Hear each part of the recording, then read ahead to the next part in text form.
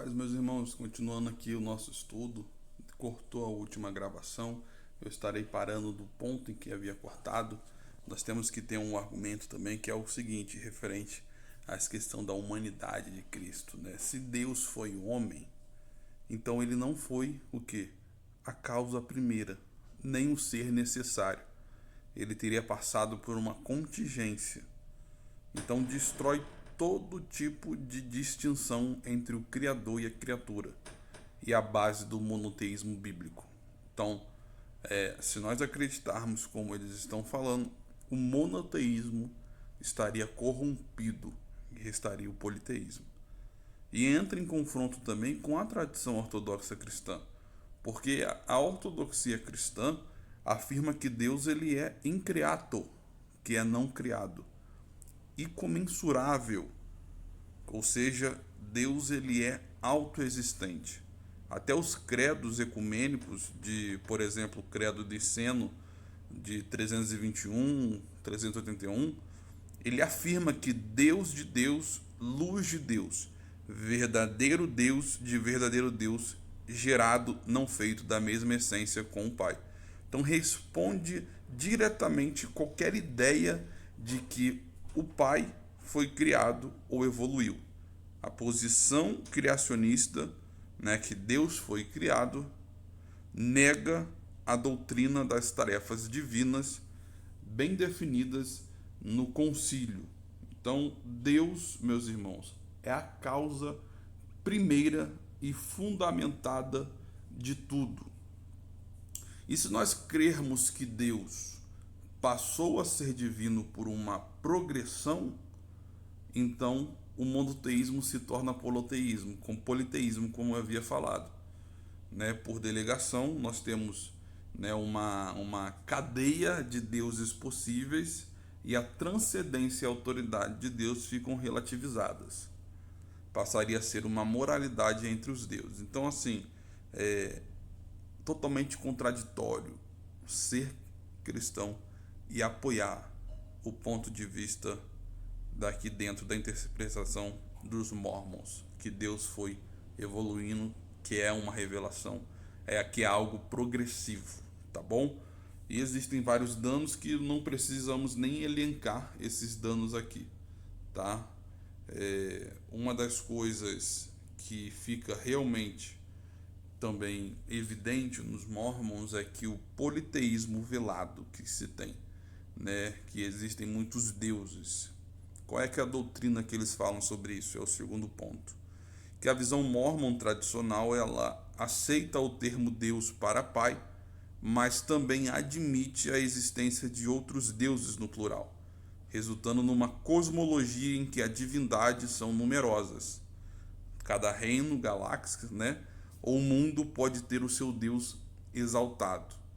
Então, a Trindade para os mormons é entendida como três seres separados com um propósito único, não uma única essência dividida em três pessoas diferentes. Se você quer saber mais sobre Trindade, você precisa assistir o nosso curso de Teologia Sistemática, que nós temos uma aula falando especificamente só sobre a Trindade. Tá? Então, a visão que eles têm de Trindade são três seres separados com um propósito unificado, um propósito único, enquanto a visão que nós temos é uma única essência divina, né? Um único Deus em três pessoas. São conceitos extremamente diferentes.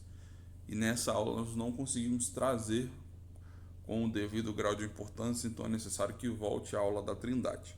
Tá? Quais refutações podemos fazer mediante a isso, Wesley? Vamos para Deuteronômio. Deuteronômio capítulo 6, versículo 4. Olha o que a Bíblia diz, né? Deuteronômio capítulo 6, versículo 4. Vai dizer assim a palavra de Deus: Shema, ouve, ó Israel, Yahvé, o nosso Senhor, é o único Deus. O único Deus, tá? É o monoteísmo. Esse Shema aqui, ele é um monoteísmo forte, firme. Vamos para Isaías 44, perdão, Isaías 44, versículo 6. Olha o que está escrito em Isaías 44, 6. Assim diz Yahvé, o Senhor, o Rei de Israel, o seu Redentor, o Eterno dos Exércitos. Eu sou o primeiro e eu sou o último. Além de mim, não há Deus. Tá bom? E por último, o texto de confrontamento tem João 10:30, que eu não vou abrir, que é que eu e o Pai somos um, né? Mas em Mateus 28, versículo 19, também deixa bem explícito, bem claro. Portanto, ide e fazei com que todos os povos da terra se tornem discípulos, batizando-os em nome do Pai, do Filho e do Espírito Santo. Então, é uma fórmula trinitária cristã. A unidade de pessoa e essência é indicada pelo vínculo do enotes, né, que é o em nome.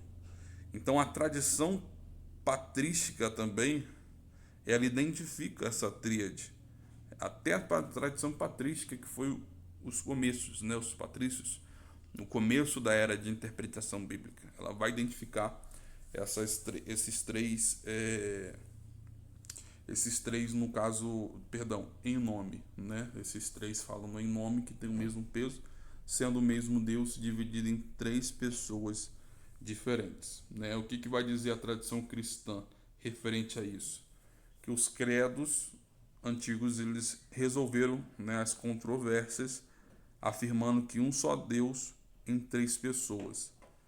E o triteísmo, que é o triteísmo, né, três deuses, triteísmo.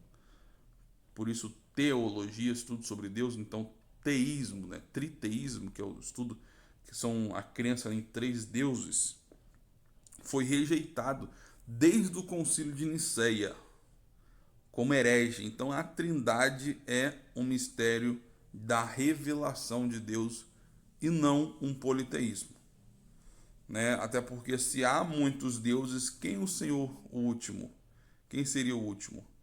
Né? A autoridade, por definição, se fragmenta nesse contexto. Então, a oração e a adoração ficam ambíguas. Para qual Deus nós devemos orar? Então, o monoteísmo é fundamental à revelação ética também sobre Deus. Sem ele, toda a lei e a justiça perde o referencial único que se tem. Tá bom?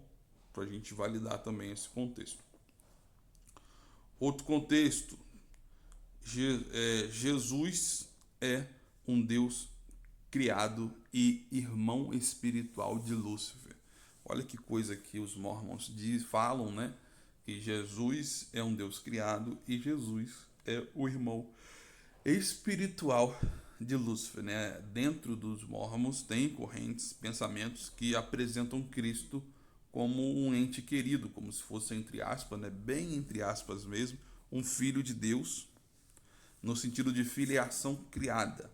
E teorias culturais quanto à tradição, né, da igreja de Mormon, né, da igreja do Nosso Senhor Santo, Nosso Senhor Jesus Cristo Santo dos últimos dias, elas falam de uma irmandade espiritual que existe entre todas as criaturas celestiais, e essa irmandade inclui também a Lúcifer.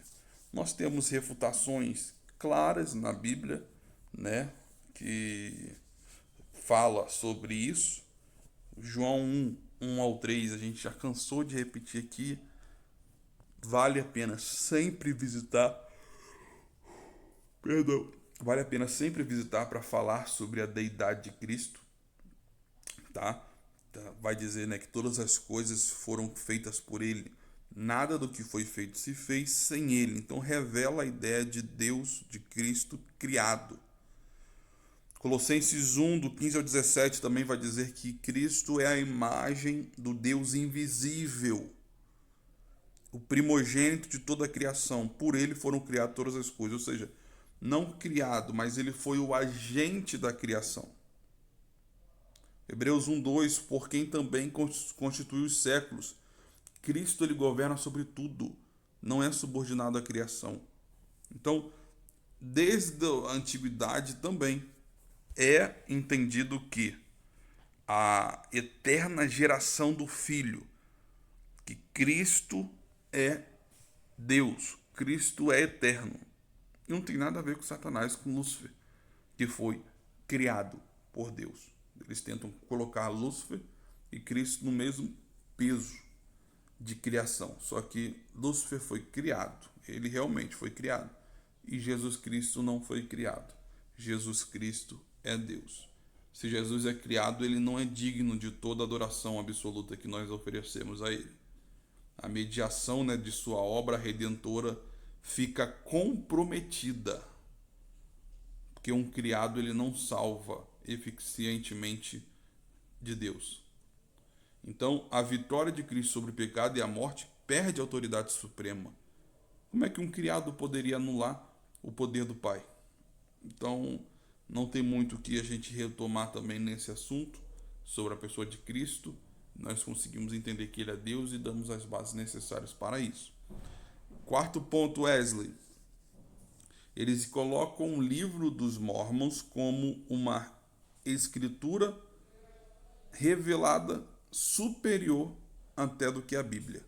E dizem que a Bíblia é corrompida, que a Bíblia foi corrompida, né? Os Mormons, eles veem os livros deles como uma escritura complementar, na verdade, e em algum discurso, né, em alguma situação superior à Bíblia Sagrada, argumentando que a Bíblia sofre de omissões e corrupções, e o livro de Mormon, ele é um testemunho de Cristo de uma forma totalmente fidedigna. Olha que coisa doida, meus irmãos. A Bíblia diz em 2 Timóteo, e esse aqui a gente precisa abrir. 2 Timóteo, cadê? Capítulo 3, versículo 16 e 17. Toda a escritura é inspirada por Deus e proveitosa para ministrar a verdade, para repreender o mal, para corrigir os erros e para ensinar a maneira certa de viver, a fim de que todo homem de Deus tenha capacidade e pleno preparo para realizar todas as boas ações. Tem um versículo de Apocalipse sobre acrescentar, né? Mesmo que um anjo venha e acrescente algo na Bíblia, se não crer, se faça de anátema. Então nós não precisamos, nesse ponto aqui, se alongar tanto, porque até Jesus e os apóstolos referiam-se às escrituras hebraicas como normativa. E o cânon do Novo Testamento, né, surge no seio da igreja. Qualquer livro posterior deve se submeter ao critério da escritura e da tradição apostólica também. Então, a formação do cânon bíblico, e aí, por isso que quando nós vamos ter refutações desse nível, nós temos que ter a teologia sistemática na ponta da língua. A teologia sistemática que vai entrar nesses assuntos com muito mais clareza, com muito mais detalhe. E aí a formação do cânon bíblico, só para uma pitada, né, foi muito longa. A igreja primitiva testou livros pela apostolicidade. Era influenciado por algum apóstolo, teve algum apóstolo escreveu.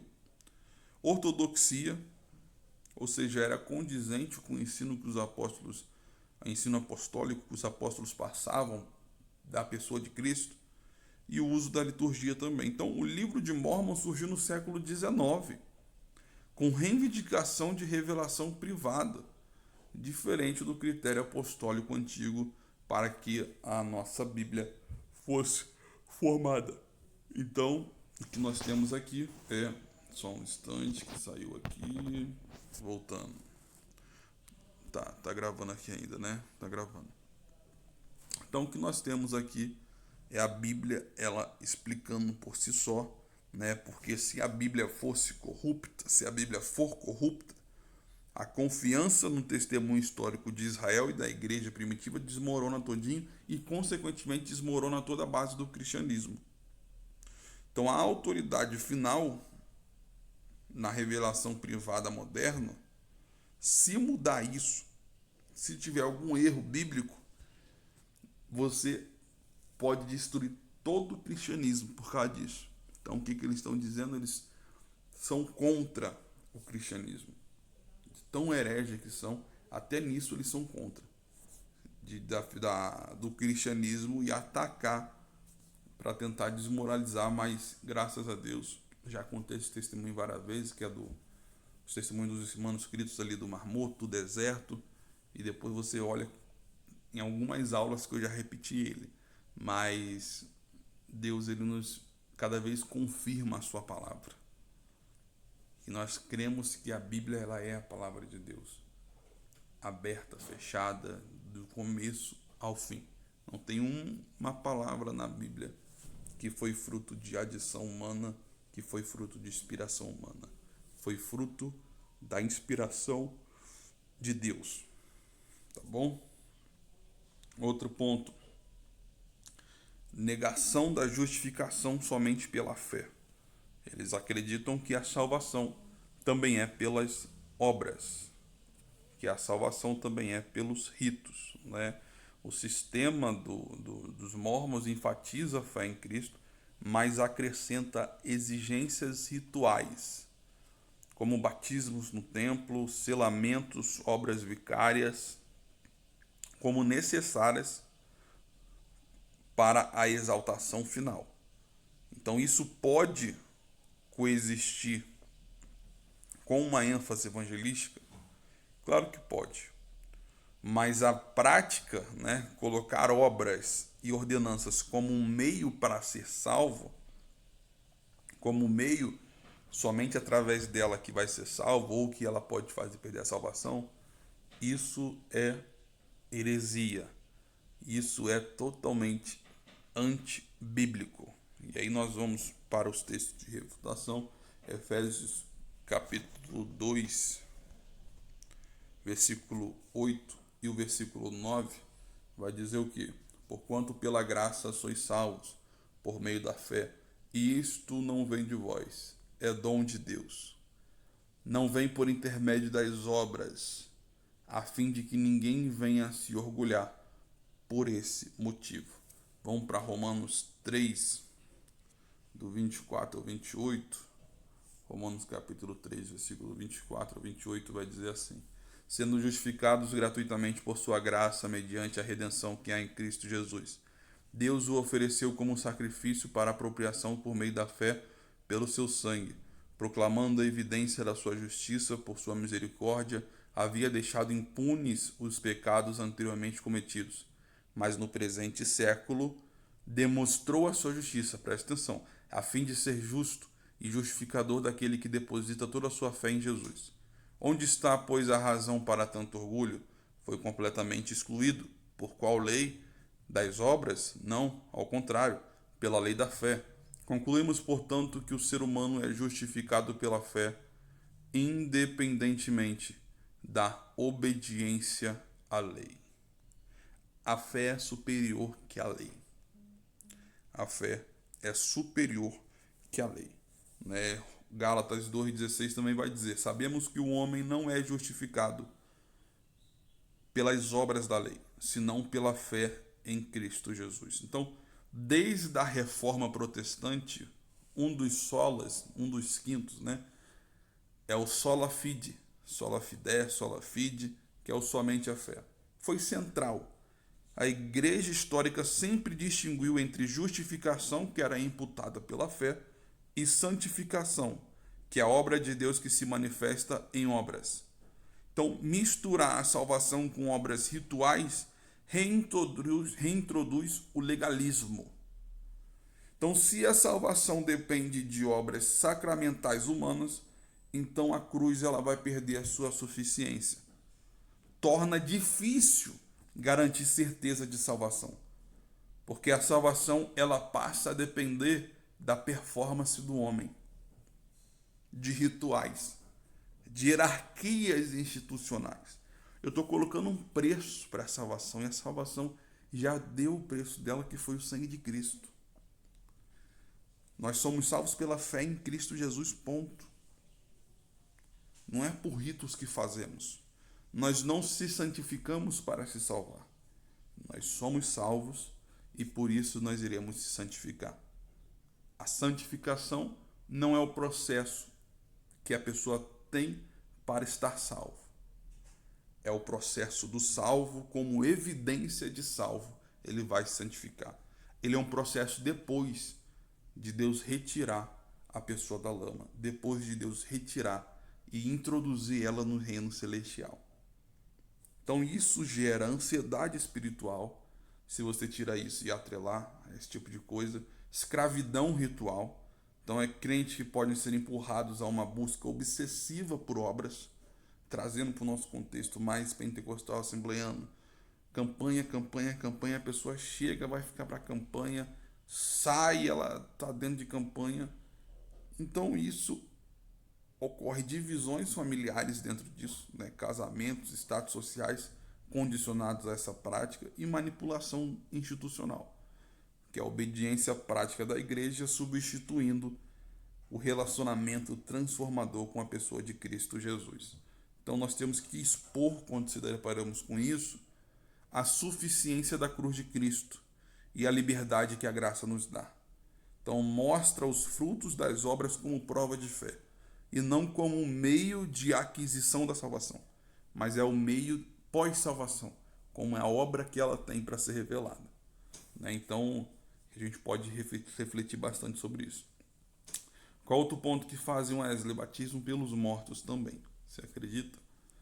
Existe a prática mórmon de batismo vicário, que alguém vivo é batizado no nome de um falecido, na esperança de que o falecido possa aceitar a ordenança pós-morte e ser salvo. Hebreus 9, 27 é um texto extremamente claro, mas é poderoso, e por isso que eu vou colocar aqui. Hebreus 9, 27, você já sabe. E é assim como aos homens está ordenado morrer uma só vez, vindo depois disso, ou seja, depois da morte, o juízo. Então o texto ele sugere encerramento de oportunidade após a morte. Lucas 16, 19 a 31, na ilustração do rico e Lázaro, sugere um abismo fixo após a morte. Então não há indicação de mudança de destino pós-morte. Isso é uma herança que muitas pessoas receberam fruto de Roma, que a pessoa tinha uma pós-vida, segundo os romanos. E se você voltar, fruto da Grécia Antiga. Se você voltar mais ainda, fruto do Egito. E se você voltar mais ainda, fruto da Babilônia, que aí sim é o começo de todo tipo de abominação que se tem aos olhos de Deus. O panbabilonismo, né? A ideia que se dá que todas as religiões fora Cristo foram os seus protótipos começados ali, na Babilônia, né? A mãe de todas as religiões. Qual é a prova que tem disso? Apocalipse. A grande meretriz, o sistema corrompido, a grande Babilônia. Foi ali que começou e ela vai cair no final, no nome do nosso Senhor e Salvador, Jesus Cristo. Tá bom? Então, o que a tradição fala sobre isso, Wesley? Ela rejeitou a tradição cristã, práticas de medicação sacramental além da vida, tá ok? Mesmo que o catolicismo faça isso, e nós combatemos isso, mesmo o catolicismo romano fazendo isso, tá bom? Então a prática pressupõe que a salvação é administrada por ritos e não por fé pessoal. Então o problema é soterológico aqui, problema de salvação. Então, meus irmãos, cria-se ambiente de superstição ritual nessa lista de nomes que substitui o evangelismo pessoal. Então, totalmente equivocado, totalmente fora do eixo principal, que é Cristo, e a oportunidade que nós temos de fazer a obra aqui na Terra. Tá? Qual é o outro ponto, Wesley? Segundo os mormons, os homens podem se tornar deuses, que aí no caso no sentido de exaltação, de divinação final, né? A ideia de deificação, podemos dizer dessa forma humana, na teologia mórmon é que os fiéis tornam-se Deus em condição, participando da mesma natureza de Deus Pai, com mundos e posteridade. Então, é frequentemente resumido na frase, abre aspas, vou ler aqui dos mormons: Deus foi uma vez como nós podemos ser como Deus. Olha, isso aqui é muito fora da nossa realidade, né? Vamos lá para 1 Coríntios 15, 47 ao 49, vai dizer assim: O primeiro homem foi formado do pó da terra, o segundo homem é dos céus. Os que são da terra são semelhantes aos homens terrenos, e os que são do céu, ao homem celestial. Assim como obtivemos a imagem do homem terreno, receberemos de igual modo a imagem do homem celestial. Meus irmãos, querido irmão, querida irmã, eles pegam esse texto e interpretam do seu bel prazer. Só que o próprio texto vai dizer que nós somos a imagem de Cristo terreno, Cristo homem. Não ao Criador em essência, mas a Cristo como sendo 100% homem também. Também não, 100% homem, 100% Deus, mas aqui está se referindo sobre o homem terreno, a Cristo homem. 1 João 3,2 também vai dizer: bem-aventurado nós, pois, agora somos filhos de Deus, e ainda não se manifestou o que havíamos de ser. Sabemos que quando ele se manifestar, seremos semelhantes a ele, porque como é, o veremos. Então, a semelhança que a Bíblia diz, ela é moral, relacional, e não é uma semelhança ontológica, que é igualando-se à natureza. Então, tanto Apocalipse como a Escritura mantém distinção ontológica entre o Criador e a criatura. Então, não é a mesma coisa, né, virarmos deuses no sentido de compartilhar a essência de Deus. Nós temos Deus dentro de nós, mas isso não me torna Deus. Deus está dentro de mim, Deus está dentro de você. Eu creio no nome do nosso Senhor e Salvador Jesus Cristo. Espírito Santo é Deus. São como vasos de barro, né? A maior riqueza dentro dos vasos de barro. O vaso é quebrável, o vaso é pequeno, o vaso quebra, o vaso arranha, mas o que está dentro de nós é poderoso, é extremamente poderoso. Então, se a criatura, né, se nós podemos se tornar Deus, no sentido de ser fonte absoluta, a distinção entre criador e criatura desaparece. Então, a ética e a teleologia, né, teleologia, se perde se cada indivíduo pode se tornar um centro divino independente. Existe um problema nesse ponto de vista aqui, até de um problema, meu Deus, como é que fugiu a palavra da minha mente, mas um problema antropológico, que é o estudo do homem. Até nisso, o homem querendo ser Deus, e isso é um princípio até luciférico. Um princípio satânico, porque Lúcifer queria a semelhança de Deus. Lá em cima, queria colocar o trono dele semelhante ao trono de Deus. Então é um narcisismo espiritual gigantesco. Você querer ser Deus e vender a sua igreja, o seu grupo, que eles podem ser deuses também, né? Desviando do verdadeiro caráter do serviço e da humildade do evangelho. Mas vamos avançar. E aí nós vamos para João 4, 24. João 4, versículo 24. Vai dizer assim. Olha que interessante. Deus é espírito e é necessário que os seus adoradores o adorem em espírito e em verdade. Existe uma teoria, uma doutrina mórmon que vai dizer na mãe celestial. Seria uma esposa de Deus Pai, que é presente em tradições e sermões dentro do Mórmon, embora não seja uma doutrina sistematizada como dogma público, ela é ensinada dos discursos e entendida por muitos como um componente da cosmologia da criação espiritual. Nós lemos esse texto aqui para refutar, porque ele não apresenta a ideia de divindade masculina feminina. É espírito. Então já mata tudo. Ou uma procriação física entre os deuses. Então não existe fundamento bíblico para a intitulação de mãe de Deus no sentido literal. Correto? Você não tem nenhuma base bíblica. Você não tem nenhum tipo de tradição que sustenta isso, né? E as implicações é a seguinte. Vamos ser sinceros. Induzindo aqui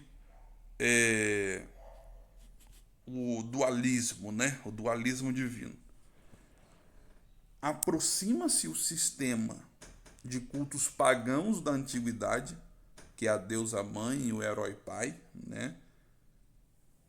E nesse contexto é mais o paganismo em si tendo influência dentro da igreja mórmon, que ele só crê nisso devido ao seu paganismo. E isso é uma adoração, uma veneração, algo de sincretismo, mistura religiosa, que eles estão adorando o próprio Satanás, elevando à altura de Deus, elevando ao nível de Deus. Então nós temos que reafirmar nesse contexto aqui a transcendência e a singularidade de Deus. A vocação humana à imagem de Deus, que é Gênesis, como dignidade, não como uma derivação de deuses humanos. Tá? Outro fator importante é que eles afirmam que houve uma grande apostasia da igreja do Senhor após os apóstolos e somente foi restaurada no ano de 1830 com Joseph Smith, que foi o fundador, que trouxe de volta a verdadeira igreja, origem e a verdadeira revelação. Aí, em Mateus 16, 18, vai dizer que as portas do inferno não prevalecerão contra a igreja. Então, não há suporte de uma total ausência da igreja que a Bíblia venha falar. Pelo contrário, ela fala que as portas do inferno não prevalecerão. Se eu falar que teve uma apostasia total, eu estou dizendo que as portas do inferno prevaleceu contra a igreja. Correto? Existe e sempre vai existir um remanescente. Mesmo que a igreja hoje passe o pior momento que seja, que não é, mas que ela passe o pior momento, sempre vai ter um remanescente. Sempre vai ter um remanescente fiel. E vamos para Romanos para a gente poder enfatizar também a nossa doutrina em cima disso, tá? Romanos capítulo 11, versículo 1 ao 5, olha que interessante. Indago, portanto, acaso Deus rejeitou o seu povo?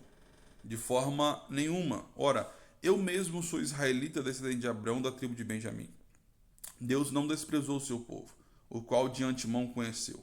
Ou não sabeis o que a Escritura diz sobre Elias? Como ele clamou a Deus contra Israel, segundo afirma a Escritura? Senhor, assassinar